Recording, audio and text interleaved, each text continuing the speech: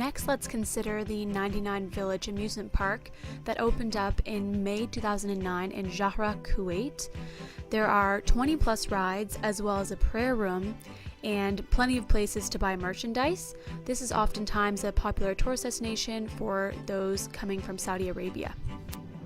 Let's talk about next the noteworthy collaboration the 99 had with the Justice League of America. This was a really great way for Dr. Al-Mutawa to focus on the message of collaboration between the East and West, while also obviously being a very lucrative deal. This was a good way for him to expand his audience. Lastly, let's talk about another great way that Dr. Al-Mutawa expanded the series, the 99. He decided to create a 3D CGI animated series that had 2 seasons and 52 episodes. These shows expanded across 70 countries and 6 continents. Let's also discuss the way that the 99 meets the dialectic definition of popular culture that is explained by Stuart Hall. He says that what is essential to the dialectic definition of popular culture is the relations which define pop culture in a continuing tension to the dominant culture. So evidently, Dr. Al-Mutawa's goals for the 99 are a great example of this. If we look at his first goal, which was to inspire young Muslims, we can definitely see that he was attempting to represent young Muslims worldwide, acknowledge the power of their youth, as well as supply them with heroes. So how does this relate to Stuart Hall's definition? Well, evidently, Dr. Al-Mutawa was attempting to empower the youth with this comic book and series. So that's intimidating for the power block because historically, the youth are capable of creating much change in the state.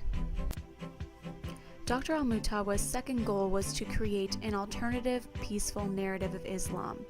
What that looked like for him was to focus through his comics on the East-West collaboration that he dreamed of, to also unite average Muslims like himself, and to resist evil. Evidently, the theme of resistance that surrounds this goal to create an alternative peaceful narrative of Islam can be quite intimidating for the power bloc. To unite average, as he calls them, Muslims seems counterproductive to the power bloc because they wish to create perfect Muslims. His last goal is to combat stereotypes about Muslims. First and foremost, he wishes to smash the stereotype that Muslim women and girls are oppressed.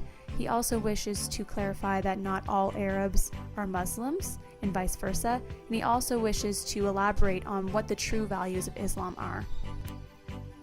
Evidently, this last goal is quite obviously a critique of Westerners who unfortunately are quite ignorant about the true values of Islam, as well as the ways of Muslim women and girls, and finally, their attitude towards Arabs. So unfortunately, Dr. Al-Mutawa has received quite a lot of backlash for this project. You'll see here that Andrea Payer, a columnist for the New York Post, criticized the 99 because it had depictions of superheroes wearing a burqa. In the East, you'll also see that Dr. Al-Mutawa in his project, the 99, has come under scrutiny, specifically here by Saudi Arabia, for depicting Allah in a number of ways that, according to Saudi Arabia, are not correct. Despite backlash, Dr. Al-Mutawa believes still that the 99 serves a greater purpose. He says that as long as there are people who attempt to misconstrue the messages of Islam, there will always be a purpose for the 99.